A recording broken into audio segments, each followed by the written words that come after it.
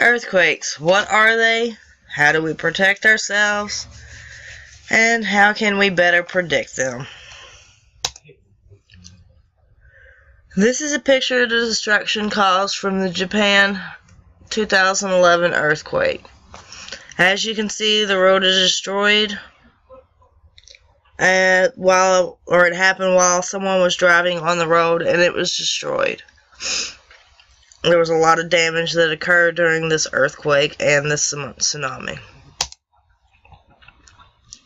Facts. Earthquakes are also called tremblers and can be very destructive. An earthquake is basically two giant slabs of rock from the Earth's upper layer rubbing against each other, creating seismic waves. We don't always notice when an earthquake occurs. 80% of all earthquakes on Earth occur along the rim of the Pacific Ocean referred to as the Ring of Fire. There is an abundance of volcanic activity here as well. On average, an earthquake only lasts about 1 minute.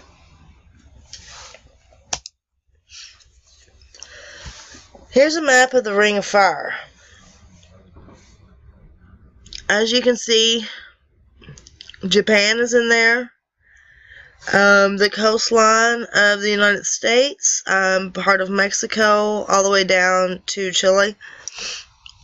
The Philippines is in there as well. This is where a lot of the volcanic activity occurs, which causes earthquakes, and vice versa. Earthquakes can also cause volcanoes. The rating which is given to an earthquake is determined by its size and strength. A 3 to 5 is a minor or a light earthquake. A 5 to 7 is a moderate to strong earthquake. A 7 to 8 is a major earthquake, and an 8 or more is a great earthquake. The Richter scale was invented by a man with the last name Richter. Usually, at least one earthquake with a magnitude of 8 or more hits somewhere on the Earth every year, with an average death toll of 10,000 or more. The destruction and death is usually caused by falling buildings, flooding, or tsunamis. Most of the time, earthquakes is not the cause of the deaths. It's usually flooding or falling buildings. Here is a frequency of occurrence of earthquakes. It's a little scale telling you how many earthquakes happen on the average every year. We have one or more that is a great earthquake. A major earthquake, we have about 17 of those a year. That's going to be a 7 to a 7.9 on the Richter scale. A strong earthquake, which is a 6 to 6.9 on the Richter scale, we're going to have about 134 of those a year. Moderate, which is a 5 to a 5.9, we're going to have about 1,300 of those a year. A light, which is going to be a 4.4 to a 4.9, we have about 13,000 of those a year. A minor, which is a 3 to a 3.9, we're going to have about 130,000 of those a year. And very minor, which is going to be 2 to 2.9, we have about 1,300,000 of those every year. Excuse me. And the very minor ones, we usually really don't even feel those. Animals may sense them, and they may come up on the Richter scale, but we're not really going to feel those. Aftershocks occur after an earthquake and can last up to a year. Quakes usually occur along a fault line. The San Andreas is one of the longest fault lines in the world and is still growing. It is made up of other fault lines that connect to it along the way. More quakes happen in the northern hemisphere than in the southern hemisphere. Earthquakes can trigger other natural disasters such as volcanoes, landslides, tsunamis, and or avalanches. Alaska has more earthquakes than any other state in the U.S. And that was a fact that I found very interesting, because before I done research for this project, I never would have thought that Alaska had earthquakes, or the fact that they had more earthquakes than any other state in the U.S. I previously thought that went to California. Causes of earthquakes. The most obvious cause for an earthquake is going to be if it lies along a geological fault line. Some other causes would be volcanic activity, nuclear testing, mine testing, and landslides. Pretty much anything that's going to shake the earth. A big explosion. Something that's going to rock the ground. Pretty much. How we predict earthquakes. It can be very difficult to predict an earthquake, but we can locate earthquake-prone areas. We mainly go on where the fault lines lay and the amount of seismic activity going on under the ground. There is really no way of predicting where or when an earthquake will strike, but we can kind of predict where one might hit. We can figure out the probability of where one might hit. So we can't pin down an exact time when an earthquake will hit, but we can pick out an area that is most likely going to have an earthquake at some point. Ways to protect ourselves. You should cover your head and get under something sturdy until the shaking stops.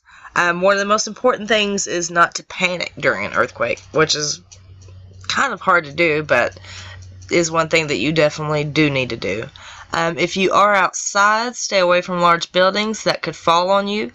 If you do get trapped under debris, don't panic and start kicking and yelling. Instead, cover your mouth as not to inhale dust.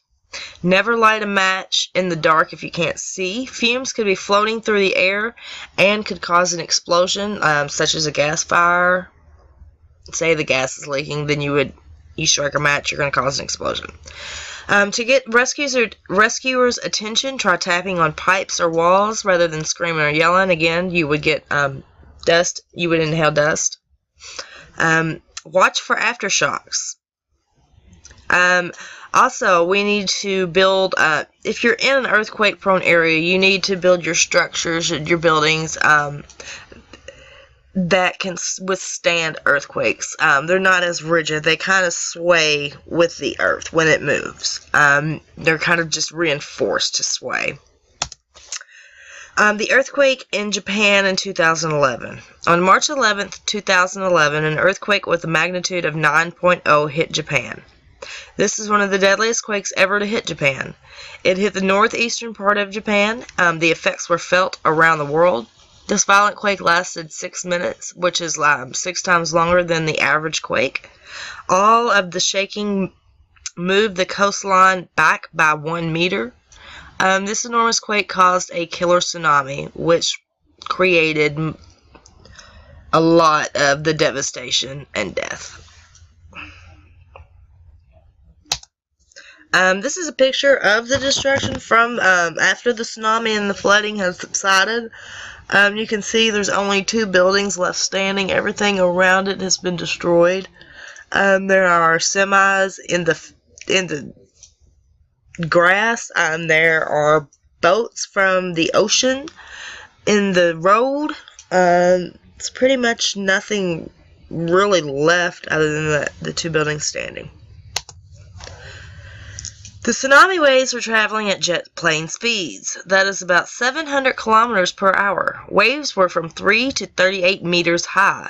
This devastated the coastline and flooded towns inland up to 10 kilometers. Tsunami waves were felt in Hawaii, California, Oregon, Washington, and British Columbia. The death toll in Japan was around 30,000 people, killed from the earthquake and tsunami combined.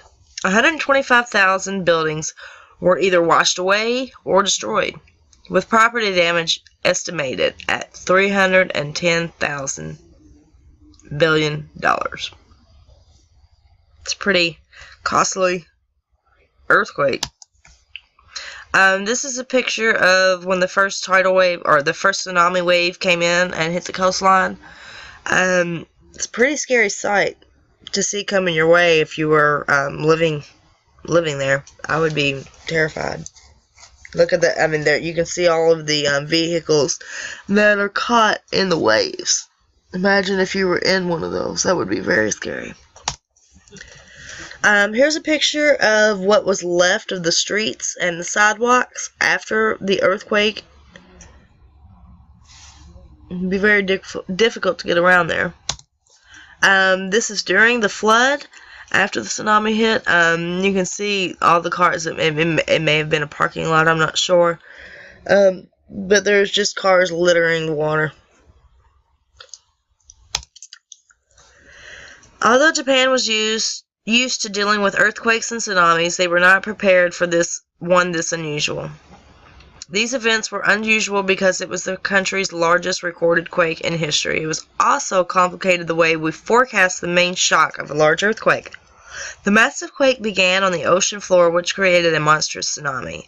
They experienced over 403 aftershocks from this quake. That's a lot of aftershocks. And they did experience these aftershocks for up to a year after this took place. This is a picture of the nuclear power plant where it melted down and burned. Nuclear explosion in Japan, 2011. One of the most disastrous events from the quake was the nuclear explosion that occurred in Fukushima Daiichi plant.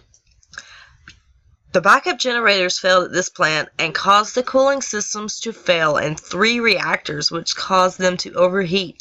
This led to a partial meltdown on the fuel rods. Explosions occurred from the buildup of pressurized hydrogen gas, eventually causing a fire that could not be extinguished. This led to the nuclear explosions. The effects of these explosions were felt years later. It even decreased the life expectancy of Japanese men and women that were living there. It decreased it by, I believe, 6 months, which is quite a bit. This is a picture of the explosion. I imagine that was an extremely scary sight to see after everything that had occurred already. Now they're seeing a nuclear reactor explode. Very scary. Rescue efforts. The rescuers were not finding many survivors in the beginning. Anyone they found alive, they brought to safety. It was hard for the relief workers to get personal supplies to the people in need. Many people went to shelters for aid from the disaster created by the tsunami. Food and water was in short supply. Some people remained in the emergency shelters for up to 2 years after this incident. It was very devastating to the people that lived in this area. They had hardly any fresh water and nowhere to go.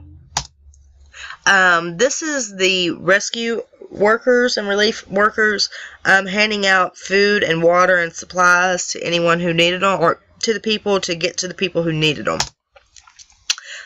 This is the rescue workers trying to rescue this lone survivor who was in the floodwaters and could not reach safety.